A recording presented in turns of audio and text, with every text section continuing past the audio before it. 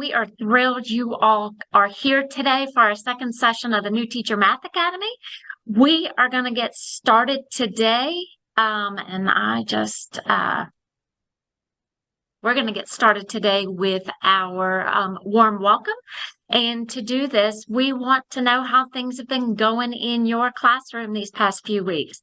Hopefully, since our first session, you walked away with maybe one or two ideas, and when you return back to your classroom, maybe you were inspired to tweak something, adjust, or maybe you revamped several things. I don't know. But you are going to have a chance to jump into a break room with some of your peers, your new teacher peers, to talk about some of the things that have been happening in your classroom these past few weeks. Okay? Hopefully you are having those conversations, because we want this to be a place for you to come and be able to share what you're thinking, share what's happening in your room, and hopefully walk away with some other ideas or thoughts from your peers as well that are in the same boat as you. All right. How are we looking, Faith? Everybody's not back yet, right? No, everyone's back. Okay, great. All right, perfect. Then we are going to shift and move on. The rest of our day is going to consist of two big buckets. We are going to talk through how to build that positive math community. We're going to talk through establishing math norms. Yes, we talked about routines and procedures and norms for your classroom. To have a positive math community, you need those same things.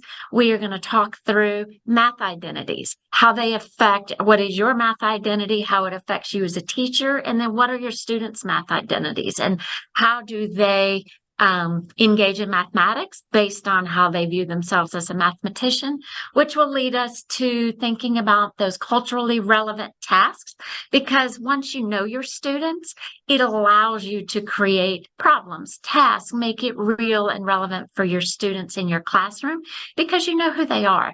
The other big bucket we're going to get into is collaboration, and we are going to talk through some ideas regarding what do I need to do to teach my kids how to collaborate? And yes, there are routines and procedures for that as well. And thinking through what are the social skills my kids need to know in order to effectively collaborate in my math classroom. And then obviously we have our next steps, all right? And don't forget, if you have not done so, go ahead and change your name. Click the three dots in your video icon on your screen and rename yourself so your cluster is first and then your name is second, because we will go into breakout rooms moving forward based on our clusters. Okay. You guys, this is something we just kind of assumed that everyone knew. Cluster is like the high school that your elementary school feeds into. So that's how we kind of group things in GCPS. So if you didn't know exactly what cluster, that cluster word means, it's whatever high school your elementary school feeds into. All right, here we go. In Gwinnett County, we have a vision for mathematics, and our goal is to develop each and every one of our students into confident and competent mathematical problem solvers that have a deep conceptual understanding of numbers. Those students can compute, they can think critically, and they can communicate their thoughts and mathematical reasoning effectively. This is what we hold true and we want for each and every one of our students in our classrooms and in our entire county, K-12, all right?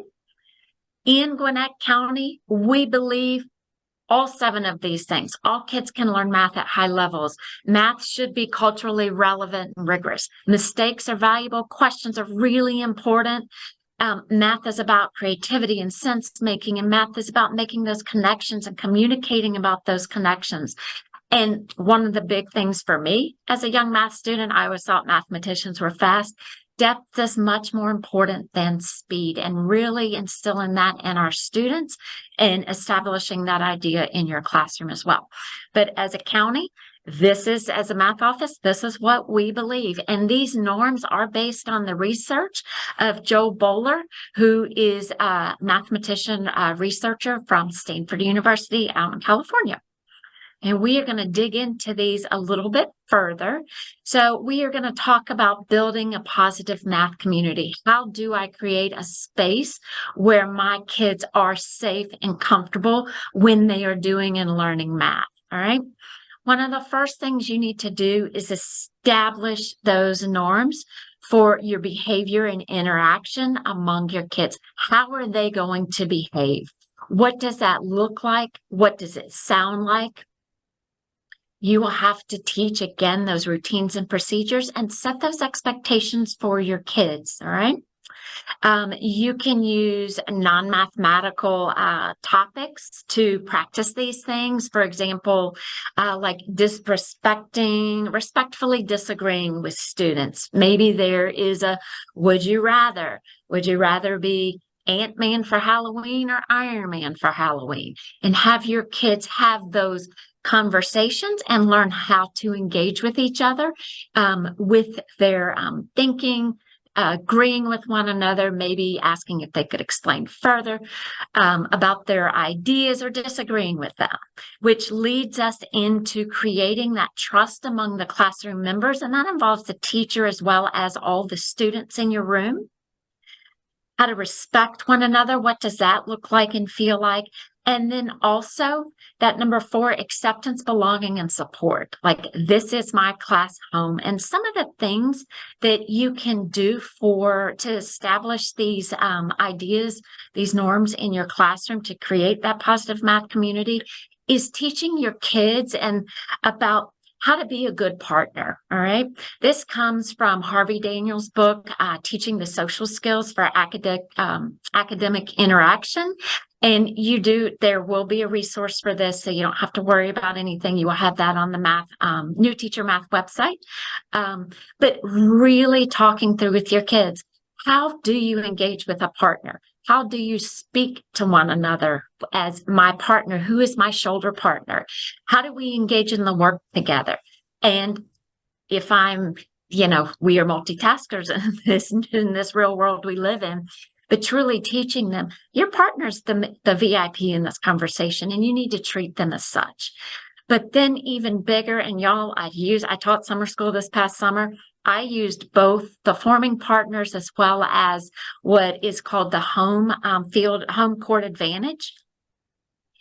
Talking to your kids about what it means to be a home team. And it starts out, you present the idea that statistics prove it.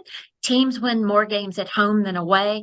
And then you have your kids go through and brainstorm, why do you think that is? What reasons can you give about why home teams win more often? That's because of their fans, the fans around them. It's because they believe in one another as players, as teammates. They believe in their coach. All of these big ideas help you establish what ultimately will become a creed, if you will, for your math classroom. What do you believe in? And this is what we believe. Again, I lived this in summer school. I did this with my kids, and we wrote down what we believed that for us to be safe and comfortable when we engaged in mathematics. And y'all, every time I referred to our what we believe in poster, it checked my kids. They re-engaged. They checked themselves for, am I being a good partner? Am I truly being a fan and supporting my teammate who really might not get something? Let me think about how to shift that a little bit. So I highly recommend going through this, teaching your kids how to engage with one another. The other piece here is number 5, common understanding of the value of struggle or the value of mistakes.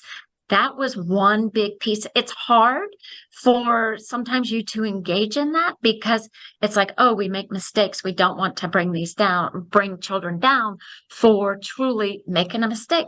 But that's okay because you can shift the focus. And one of my favorite strategies that you can use that I've seen used in classrooms, and I've used it as well, is called my favorite no, which is the teacher's favorite no. It's a formative assessment strategy. You can literally give your kids a problem, pass out an index card, have them solve it, and then you collect them. You sort in a yes pile, a no pile, and then you are truly helping you. You're like, oh, I found my favorite no. And you put it under the document camera, or you show it to the kids, and you flip it and say, oh my gosh, what are the best things? What are the good things I see in this problem? Always start with the good and have your kids think through, oh, well, this is good. And then you kind of shift to, oh, they drew their number line correctly is what's in my head right now. They labeled the number line correctly, but maybe they miscounted on the number line, and that's where the mistake comes in. The mistake comes in after identifying what are all the good things about this. So the mistake really was not detrimental to the whole process, but you were able to learn something more about your kids. And I guarantee you, your favorite no could also be based on what is that misconception you're seeing most often. That's a great strategy to use to start implementing the idea that mistakes are so valuable and we all learn from them. Because I, as the teacher, make mistakes, and I assure you, if your kids haven't already, they're going to call you out on those. So own it and say, oh my gosh, thank you so much for helping me with that. But again, ultimately, you want this math grade for your classroom and what you believe in. All right. So thinking through establishing those norms, and we've kind of teased this apart again, working with partners, how are you going to do that? Sharing ideas, what does that look like? What does sharing ideas, what is it not? For example, sharing ideas, what it is. You're looking at others while they're sharing their work. You're asking questions about their ideas, but what it is not. You're not being distracted. You are only engaging when sharing your own ideas. That's not how you want to be. You want to treat, again, going back to that social skill, treat your partner as the VIP. Okay. Again, going back to that making mistakes. What does that look like? We all know everybody makes mistakes. We all recognize mistakes help us learn. I used to tell my kids, mistakes make our brain grow. And that is actually research that is true. And what does it not look like when you're making those mistakes? It does not mean that someone is bad at math or there isn't any good thinking inside of that mistake. And it doesn't mean you won't ever be able to understand. You will get there.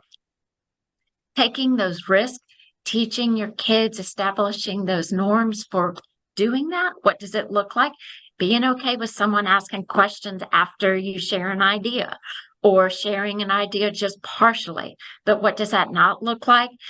It's not being the first to raise your hand and say, I got it, or calling out or yelling out, or sharing an idea that you know is correct.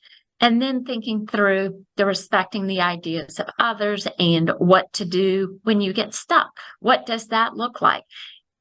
Recognize everybody does get stuck, and that's okay. All right. And thinking through, who can I ask for help? And thinking maybe about a different idea to try. But what does, when you do get stuck, what does it not look like? Doesn't look like I'm going to let Faith do all the work for me. Or it doesn't look like, well, I'm checked out, I'm done, I'm going to pack up all my stuff and walk away. But taking risk, you can see some of the images on our screen here. What does it look like? What does it not look like? The other thing, sharing ideas, thinking about that. How do you have conversations with your partners, or even whole group with elbow partners that, you may talk to just once every couple of days, right? These are conversation starters. And yes, you will have access to all of these. And just in general, starting with those conversation starters, maybe on an anchor chart, creating it with your kids organically, that is helpful. And then these are goals down at the bottom that I know I talk too much. So my goal today, when I am working with my partner or sharing my idea, is to not talk so much. And again, you will have access to all of these. But those are some ideas for establishing those norms for that productive community. All right, so we're going to kind of shift gears a little bit. We've talked about establishing that positive math community, the norms you need to teach for it. But before we get into the next part, we really want to know about you and what is your math identity. So I want you to think about real quick. You may want to grab a sticky note and a pen or a marker. How do you feel when you hear the word math? What does that make you feel like? You are going to draw an emoji on a sticky note, and you're going to take maybe a minute or two in the beginning. We're going to go into breakout rooms to do this, and sketch your emoji. If you need to go to your phone and pull up emojis or pull it up on your computer, please do. And then you're going to share that with your group, okay? And remember, we're going to be in clusters. You will come back to this group later on in the session. But also remember, have your screen on so that we can really engage with one another as we dig into this work and knowing who we are as mathematicians, all right? So go ahead and start thinking about, how do you feel when you hear the word math, and what emoji represents that for you? All right. And Faith, are you going to drop us in breakout rooms? Yes, you guys will have about 8 minutes to have this conversation. So really think about the emoji that you drew and why you feel that way when you hear the word math. Where does that feeling come from? And breakout rooms are open. All right. Welcome back, everyone. Catherine and I really enjoyed popping in and hearing some of those conversations. So you've reflected a little bit on your math identity. So now, how does that influence you as a teacher? So by understanding our early experiences as math students and how they shaped our definition of what it means to do math, we can learn important lessons about the instructional choices we make. Our math identities influence how we plan lessons, student supports, and assess understandings. Many people were taught that being successful in math means that we need to memorize, right? We need to do those time tests. We need to find the correct answer. But going back to GCPS's mission and vision, we want to develop conceptual understanding. That doesn't mean that we don't want our students to know algorithms. Well, we just want to know why those algorithms work the way that they do. So this is kind of just a little table that we pulled from a resource. So when you're thinking about yourself as a math learner, what was math like for you in your everyday? And you're thinking about that emoji you drew, right? So now think about the math lessons that you're planning for your students. What is math like for them every day? What emoji would they draw from your classroom, right? What is my best memory of math? And when am I at my best when I'm teaching math? So just really thinking about how our personal identities influence us as teachers. Do you come from a long line of family members that feel like they're not good at math? Math isn't their thing. And has that influenced how you feel about yourself as a mathematician, which also will influence who you are as a math teacher?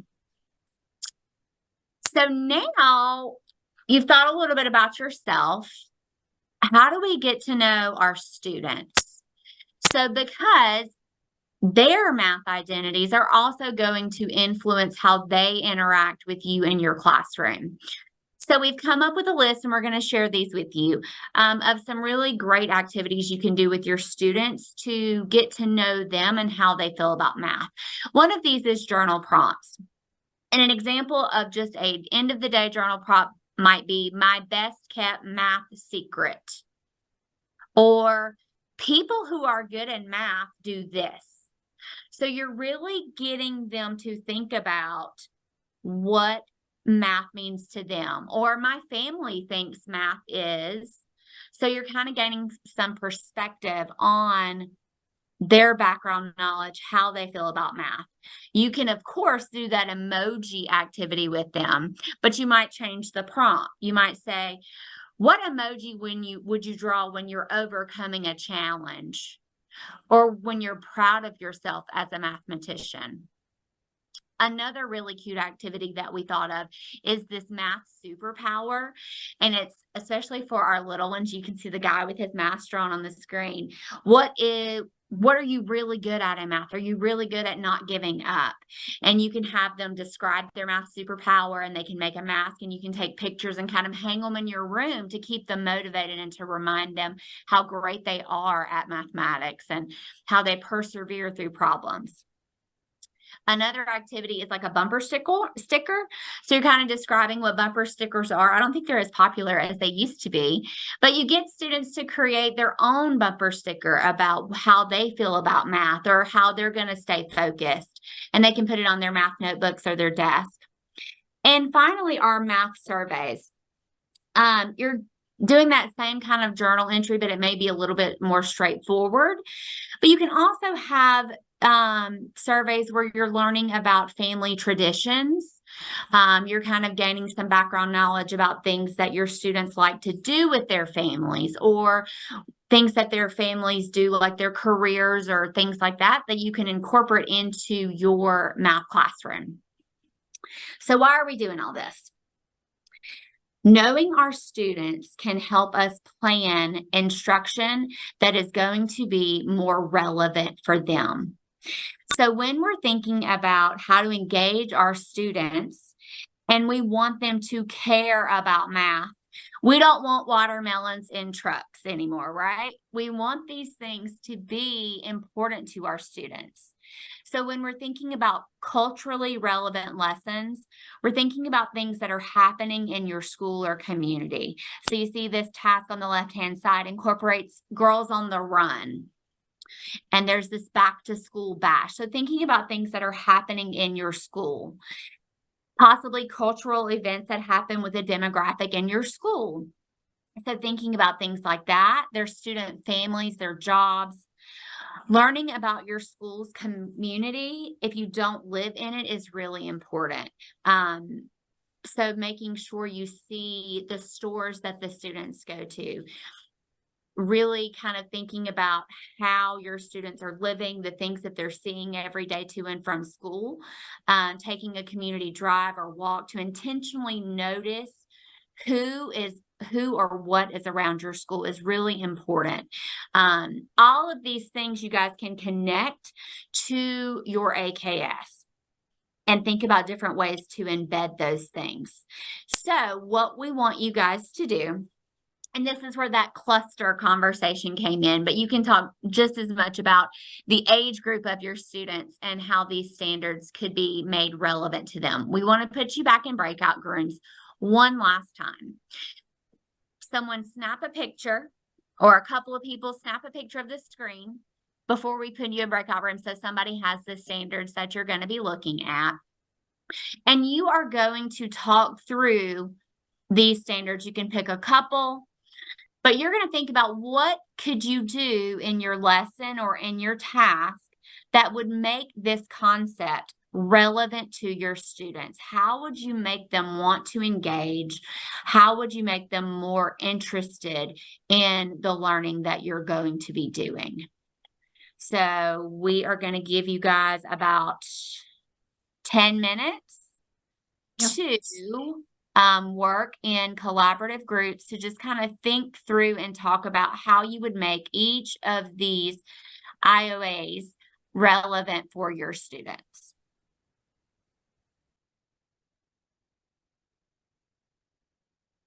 All right, welcome back, you guys. Does anyone have something they would like to share with the group? Did your group come up with a great idea for one of these IOAs that they'd be willing to unmic and share with us?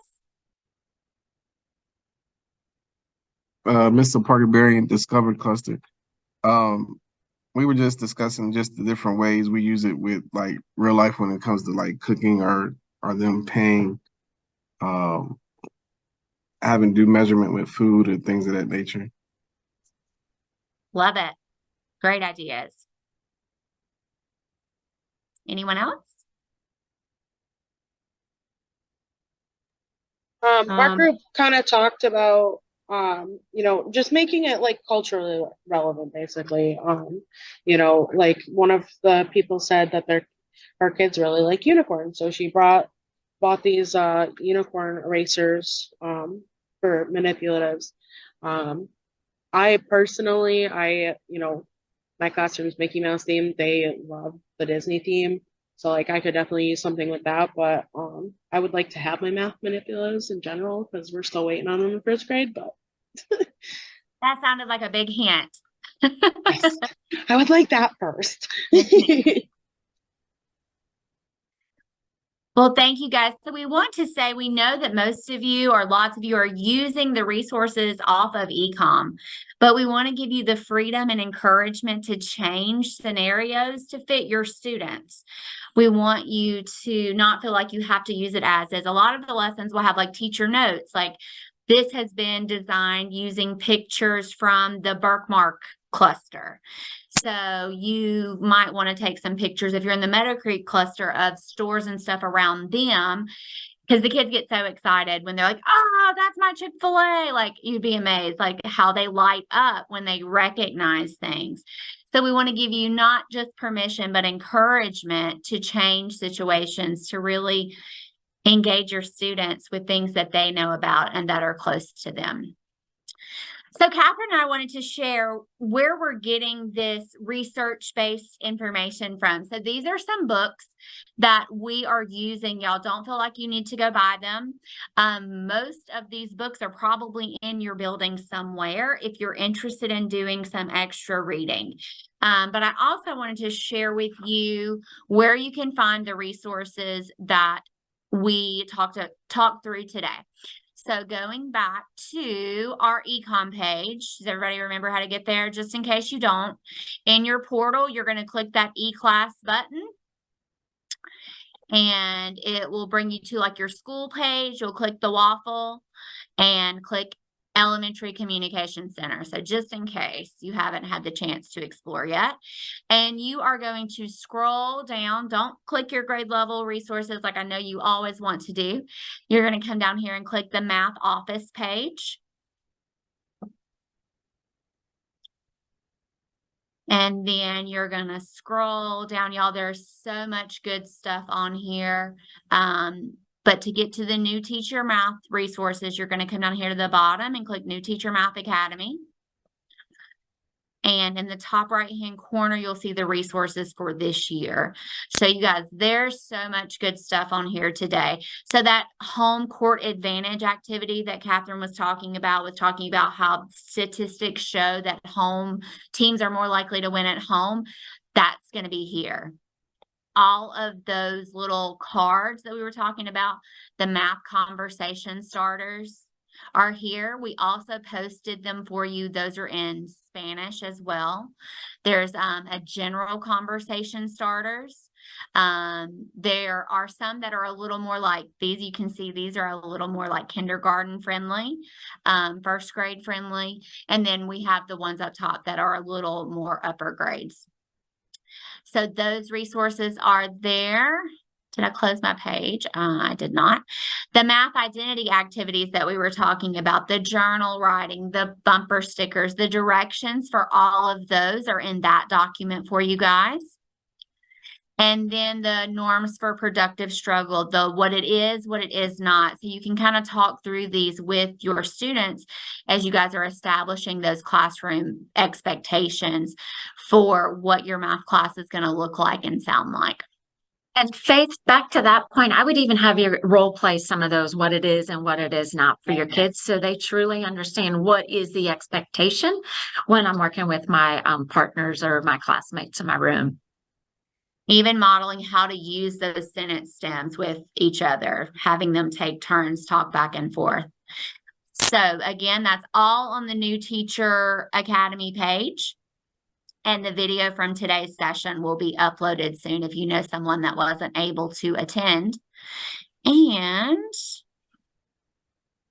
these are the next sessions. Unfortunately, we won't see you guys until the end of October, but we are going to really dig into the components of lessons in GCPS at that session. So that's going to be a really good, what does math look and sound like in GCPS, and what are those lesson plans? What are those components? We do ask that you guys go ahead and register for all of those sessions, especially session 6.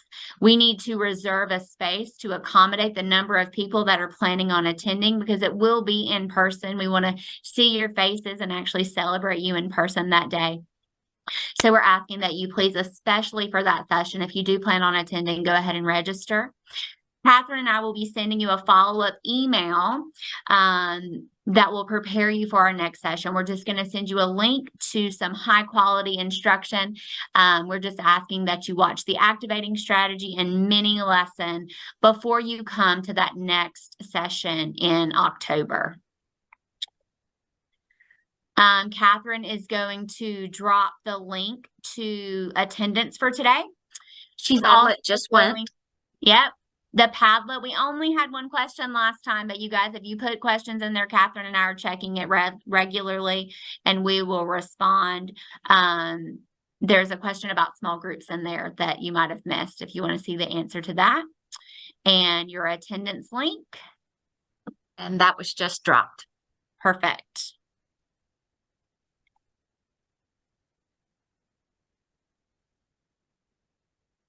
And wow, we timed that perfectly, Catherine. I can't believe I know, that. right? So our optimistic closing, you guys. One is we want you to set 2 intentions. The first intention is that we want you to set a goal on thinking about how you can make a human connection with your students. So we gave you some different strategies that you can use. You may have something that you're already doing to really connect with your students. The other intention that we want you to set is to make sure you set aside some time for yourself. And that needs to be more than once every couple of weeks. Guys, as you go through and you are engaging in your first year of teaching, our career can be all-consuming if we let it. And we really want you all to take some time for yourselves to take care of yourselves because you've got to be on 5 days out of the week from 7:30 to 3:30. So really fit that time in for yourself. So we appreciate you. It is 5:16. You are welcome to do your attendance and go ahead and head out. If you have questions, you can always email me and Catherine. We are so excited. We have gotten some emails. And if you put questions on the Padlet, we'll answer them there. But please let us know if we can help you in the next couple of months. We look forward to seeing you.